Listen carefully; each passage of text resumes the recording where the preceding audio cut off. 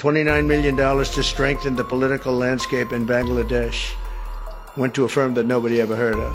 Got $29 million. They got a check. Can you imagine? You have a little firm, you get 10,000 here, 10,000 there. বাংলাদেশের রাজনৈতিক পট পরিবর্তনের জন্য যুক্তরাষ্ট্রের পাঠানো $29 মিলিয়ন গিয়েছিল দুই কর্মীর প্রতিষ্ঠানে, যার নাম কেউ শোনেননি, বললেন ডোনাল্ড ট্রাম্প। গতকাল হোয়াইট হাউসে গভর্নরদের এক বৈঠকে এই বিষয়টাই সামনে আনেন স্বয়ং ডোনাল্ড ট্রাম্প। তিনি জানান, বাংলাদেশের রাজনৈতিক পরিস্থিতি শক্তিশালী করতে $29 মিলিয়ন দেওয়া হয়েছিল। সেই টাকা গেছে এমন একটি প্রতিষ্ঠানের কাছে যার নাম কেউ শোনেনি।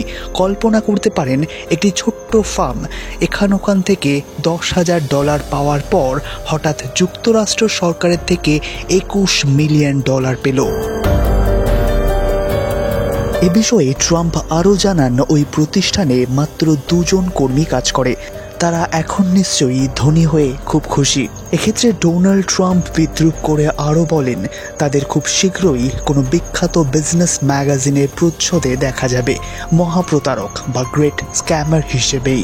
এক্ষেত্রে আন্তর্জাতিক বিশ্লেষকগণ বিষয়টাকে একেবারেই ভালো চোখে দেখছেন না। কে এই দুই বাংলাদেশি মহাপ্রতারক যাকে ডোনাল্ড ট্রাম্প এক্সপোজ করতে চাইছেন সর্বসমক্ষে?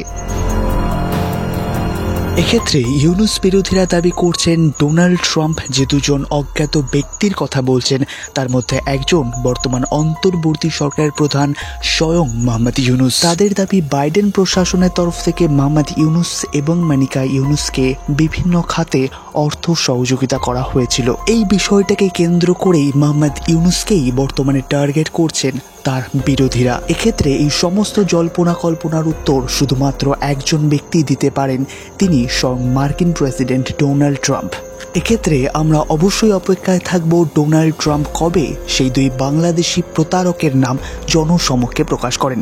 তো আজকের প্রতিবেদন এই পর্যন্তই। এ বিষয়ে আপনাদের মতামত অবশ্যই কমেন্ট করে জানাবেন এবং ভিডিওটি আপনার প্রিয়জনদের মধ্যে শেয়ার করে নেবেন।